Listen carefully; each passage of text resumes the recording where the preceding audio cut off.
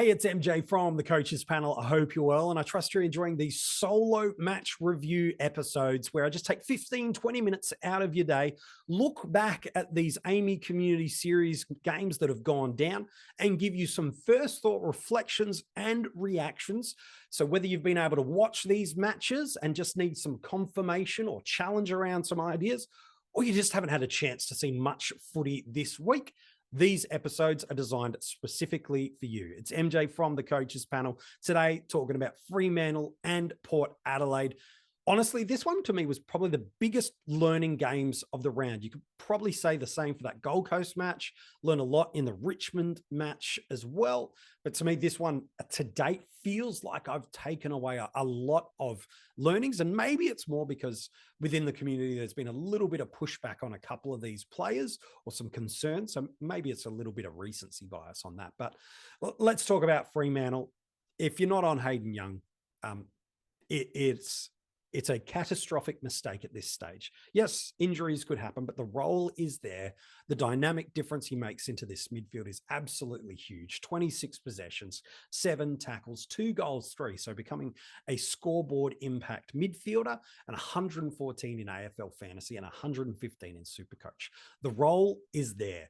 The fixture is there. The way it navigates you beautifully through both blocks of the bye rounds is there, and his price point is there, and his ownership volume is so high that now taking him on with all those variables in play just feels like you're inviting unwarranted and unneeded pain into your life. So if you're anti-Hayden Young, I don't understand why, because everything you could possibly want is there. The only reason you're going against Hayden is because you are really, really bullish on being unique and you're choosing to take on Hayden. Sure, if that's what you want to do, that's fine. But for me, with all those layers and elements that I just laid out before, I don't think Hayden's the one I'd be choosing to take on, but go with God and God bless you if that's what you want to choose to do.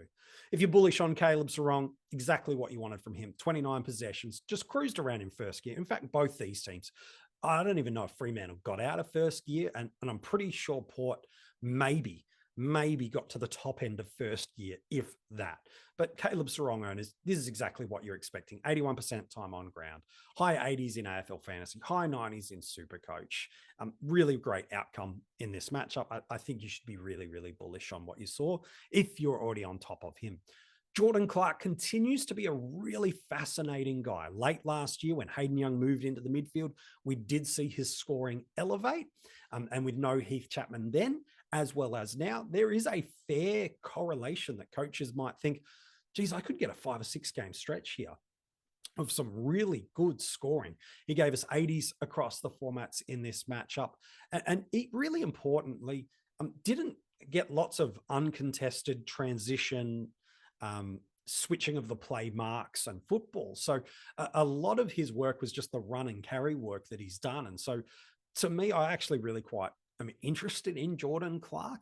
He's also at that price range where I feel, depending on the element and appetite for risk you've got in other positions that you've selected, Jordan's somebody that you probably could be able to jump and then pivot to a Salem if that doesn't work, or pivot across to another of the 3 or 4 other options in this line, let alone in other lines that we could potentially look to activate. So to me, Jordan Clark absolutely should be on your watch list. And if you started with him, I wouldn't knock it. I think it's absolutely a viable and a reliable play. Andrew Brayshaw. I had a couple of our Patreons and bunch of followers across social media. And if you want to either become a Patreon or get in touch with us across social media, all the details are in the description of this episode. Reach out and be like, MJ, you were bullish on Andy Brayshaw. You had him high in the 50 most relevant. Are you cooling? And my answer is simply no. 24 disposals in this game, 79 in fantasy. What did he get in SuperCoach? 84? Oh, but MJ, he wasn't on the inside the whole time. No, he wasn't. But what does outside players and what do Fremantle often have? A high possession game and a high mark and kick game. Go and look through their possessions in contrast to Port Adelaide. Ridiculously different.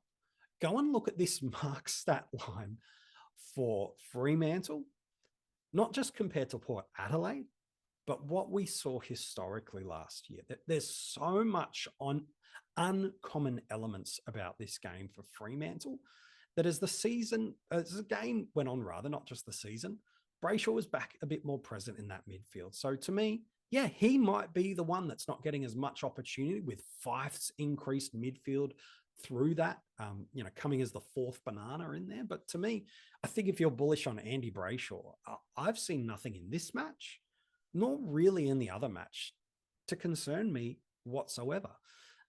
The lack of marks and ability of Fremantle to just have possession in this game really was the alarming thing. And I think it's politely because they've got 5 or 6 players that they're going to make drastic change to their side. Their forward line especially is going to look radically different next week. So to me, take of it what you will. If someone's fallen out of love with Andy Brayshaw, won't talk you into it. But if you're fading him because of what you saw in this game, I think that's not quite accurate. There's a lot of unique elements in this game that's just not going to happen again. Given this preseason style of football, I'm far from concerned about Andy Brayshaw. In AFL Fantasy, for example, I think there's only a good 4 or 5 guys that I feel really confident that are going to average 110 this year. That would be Laird, Brayshaw, Goulden, Green. I feel really confident all 4 of them are going to do it. And yeah, sure, bomb if you want to. I'm not as bullish on that in AFL Fantasy, but for me, I think that's there. In SuperCoach, again, if you've fallen not out of love with Brayshaw, but just found others that you like more, wouldn't stop that. But from a buy round structural perspective, I think he's really, really a nice play and an option for us. Nat Fyfe in SuperCoach, we've got to talk about that. 26 possessions, 4 free kicks against. Again, just the 1 tackle and a couple of marks. So really uncharacteristic. I'm really big on Fyfe in SuperCoach. Now, I think you can fade him in Fantasy and Dream Team. Just the volume of ball is relatively high, like 26 possessions and still not even cracking a 60, whereas SuperCoach, you throw some weighting of his impact per possession, the contested work that he does. You know that this guy, based on his price point, is going to be an absolute ripper for us. So to me, I feel like value forwards are clearly the way to go in 2024, and Fyfe in SuperCoach should be in the mix for that. So for me, I'd happily select him with confidence. You've got 40 trades. If he gets injured, whatever, you can just be able to make that correctional trade based on the value of what he presents for us at this price point, a growing ownership perspective, and just the fact that I don't really like any forwards at all. I think you can select Nat Fyfe with a lot of confidence this year. I think he's going to be a ripper. Darcy was fine, didn't play much football at all. What was it, 40% of the game time? So I'm not too worried about that. Jeremy Sharp, I think some people are a little bit concerned with just the 10 disposals, just the 3 marks. What did he have? 77% time on ground and a 51. Sharp's scoring is mark dependent and matchup dependent. And Port Adelaide, remember, one of the hardest teams to score against last year. Why? Because of how they hold on to the ball, because of how they deny you the opportunity to get possession of the ball. So one of the hardest teams to score against. Hello, Andrew Brayshaw. One of the hardest teams to score because there's no marks. There's no uncontested possessions. And so Jeremy Sharp, for me, for that reason, is a perfect guy to happily allow him to slide to M9. And through the rounds of 2, 3, 5, and 6, he's able to be on your field, depending on what you've done through that midfield. And now, if you pop that ceiling, he pops into your best 18. He's not someone I'd feel super confident about having him on the field all the time. So rounds 1 and round 4, where it's 22 on field. But in those best 18 weeks, it opens up that avenue, which does mean you can look at the Gouldens, the Greens, the Merritts, the Tarantos, the Petrarcas, the Olivers, these types of players. Gosh, even a Tuke Miller. He gives you now the option to go, you know what? I think Sharp on his day is capable of a ton. He's done it before at Gold Coast. And even in this matchup where a lot went against him, he still crept to a 50. He's the kind of guy that if you want the reason to start the Green and the Goulden, for example, Sharp on your bench, there is a world where you've got to check the fixtures and the matchups that Jeremy Sharp leaves you at a net neutral score, and you get that midfielder that you really want that others are fading because of the early buy. So I really think Jeremy Sharp is still vitally critical. I think if you're fading him, that is a huge mistake. He's in that best 22 as far as I'm concerned, and he's still got scoring potential. I like Simpson. I don't think he's going to see a whole ton of footy or scoring, but I liked him. Same with McDonald. I'm not sure that job security is there, but I liked what I saw from him. In fact, there's a bunch of different Fremantle kids. You could throw Johnson into the mix of that as well. I go, okay, this team is closer than I think the general public would expect they are to being a contending side. That a lot of their forward structures and regular tolls out. So I'm not really too concerned about Fremantle. I think they're certainly going to be pushing the 8 for us this year, and they're going to be one of the more fantasy relevant sides with guys like Sarong, Young, Brayshaw, Clark rolling through there, and Nat Fyfe. I think they're going to be really important for us. Let's talk about Port Adelaide. Zach Butters getting injured in the first handful of minutes of the game with a rolled ankle. He said himself he's hopeful that he'll be right to go for round 1, but they're just so hard sometimes. Sometimes they're minor, sometimes they just nag a little bit, and other times they're quite serious. This becomes, to me, one of the biggest decisions now of the preseason. When we hit our full strategy episode, when I assemble some of the other members of the panel, I want to put this conversation around Zach Butters front and center, because a matchup against West Coast round 1, for example, it's not exactly screaming, I have to pick Zach. It also, if he does get named, if he's not quite 100%, it is the kind of game where you go, we're going to manage his load and let him spend a little bit more time forward. Yep, could still ton up, given what West Coast unfortunately seem to be looking like they're going to deliver for us in 2024, albeit preseason. So for me, I think Zach Butters, for a lot of people, had just been an absolute anchor in their midfield. And now that he's got an injury, which had historically, not last year, historically been a feature of his football, now does mean we've got to reconsider. Not saying you should fade interest in him whatsoever, but rather just saying, now that you've seen him out, you've seen him get injured, okay, we just need to gather some more information before we make our final decision, as it could quite well drastically change our structure of what our midfield looks like in 2024. As a result, the rest of that midfield, like it's really hard to know. Like, I actually really like the game of Mead. I think he's a cash cow that's not really being spoken about, with that 112 in SuperCoach, 90 in AFL Fantasy, 72% time on ground. He had a good centre bounce role last week against the Crows in that practice match, and again, present here. But it's so hard to know what that's going to look like with Butters missing so much of the game. We were hoping to be able to see a little bit more confirmation around, is he fifth fiddle in, and guys like Juan Francis and Boak, but they then picked up opportunities through this game. So to me, Mead is someone I'm really, really quite interested in. I don't know if I'll start him, but I do think as a mid forward at this price point with that fixture, there's an opportunity or a role for him there in this midfield mix. I think he's there. I've probably got him at maybe 5th or 6th in line through there. We know when they're fully fit, they're going to want to run Rosie, Wines, and also Butters through there. Horn Francis is number 4. And then is it a bit of Boak? Is it a bit of Drew? Is it a bit of Mead?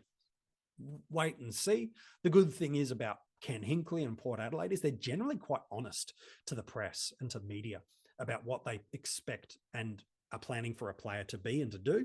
So hopefully we can get some information about Mead, because if he does play, he's another one of those really valuable forward cheap options that we have to consider. Ollie Wines, 27 possessions, 130 in SuperCoach, 95 in Dream Team and Fantasy. He is back in that midfield. And that's not just on Butters created the vacancy. We've seen it all preseason in these televised matches. Every single person that's gone down to match simulations and intra-clubs, Louis from the coaches panel and Pod, he's gone down to multiple. He's confirmed for us he's playing his inside mid. He's fit, he's healthy, and he's in that price range with no early buys. To me, he just feels like a really easy selection now, and someone that I'm personally really quite happy to lock in. I think 100 is well within his capacity in SuperCoach, and 90 plus scoring in AFL Fantasy still means even if he only gets to that sort of normative scoring of what he was doing, I think he's going to be a really nice pick and a really nice option for us. If you're big on Connor Rozee, gosh, when you go 110 plus across the formats in a preseason, it really confirms everything you want to see. 26 possessions. I don't even know if he got out of neutral, let alone first gear, to be honest, in this game. 7 tackles, 4 marks. The absence of Butters has zero compounding impact to him. He's probably their best player. He is an absolute superstar. And if you wanted to start Connor, I get it.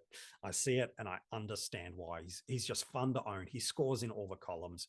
Beautiful about the way he goes about his football. He's absolutely somebody that I really would encourage anybody. If you're like, I want a premium mid that's going to play through those early buys, that's going to help me throughout the season and has got captaincy potential, but not massive ceiling, but has got that captaincy potential, then you're looking at one in Connor Rozee. Soldo, look, you shouldn't be looking at it at Classic, but I know for some draft owners, they are. I just don't like it. I know he's shown at times and some moments that he can score okay at Richmond, but to me, yeah, that's not the ruckman you want on field. Let's put it that way, as your number one ruck there. So as you're heading towards draft day, and if you've got Ivan Soldo and you're like, got Soldo as my ruck and I'm going to pair him with Sweet. Yeah, I don't like that for your ruck line. If he's your bench cover and it creates options and avenues, sure, no problem. But to me, I don't like an Ivan Soldo in your ruck that's there. And Jason Horne-Francis, just keep a little sneaky eye on him. It wouldn't shock me this year if he averages 100 in SuperCoach. Really wouldn't shock me. There's just enough of these little signs that the speed and power is there. The confidence is an ability in his body and his teammates is there. And finally, now I feel like he's got the miles and power in his legs to be able to really impact. So I like him a lot, and I think there's an opportunity for him there. And then lastly, I do need to mention a Dan Houston, really, really strong scoring premium defender for us last year. That role is holding. The plenty of ball winning is there. He's pushing up the ground. He's given us tons across the formats in this matchup. If, again, you were bullish on a Dan Houston before this matchup, you've seen nothing to change your tune about that. Personally, I think he's priced at what his capacity is. I don't see another gear for him to go up to be able to add 5-10 points per game on top of his price point. So for me, I'm fading interest in my starting squad. I'd rather get some upside or some guys that I think have got higher scoring capacity than him if I'm paying up at that top end in our defensive line. But if you're into him because you know the consistency, you love it helps you through the buys, and you love the uniqueness, then yeah, be my guest and go and select Dan Houston. But do you agree or disagree with my take on some of these players? Is there a player that you would have loved me to have a reflection on? If you're watching this on YouTube, you can comment below on any of these players or someone that you'd love to get my reflection on, and I'll reply to you in the comments section below. If you haven't subscribed and turned your notifications on yet, you need to go and do that. And if you're listening to these audio podcasts, make sure you've subscribed to the channel and left a 5-star rating. Our Patreons are getting a ton of bonus content at the moment. And for as little as $2 a month, you can start to get levels of extra content and access from us. All Patreons are getting our draft rankings for AFL Fantasy. They're out now, so you can go and get them, as well as our rookie guide, which is over 100 pages long, as well as an accompanying podcast going through all the important rookies that we need to talk about for 2024. If you want to get your hands on that when it gets out, you need to become a Patreon. All the details are in the description of this episode. Hey, thanks so much for tuning in. We've still got a couple more matches to review, and then we continue back on the strategy dynamic and look back at large at what these 9 games have taught us as we head towards opening round and then ultimately round 1, where the lockout begins.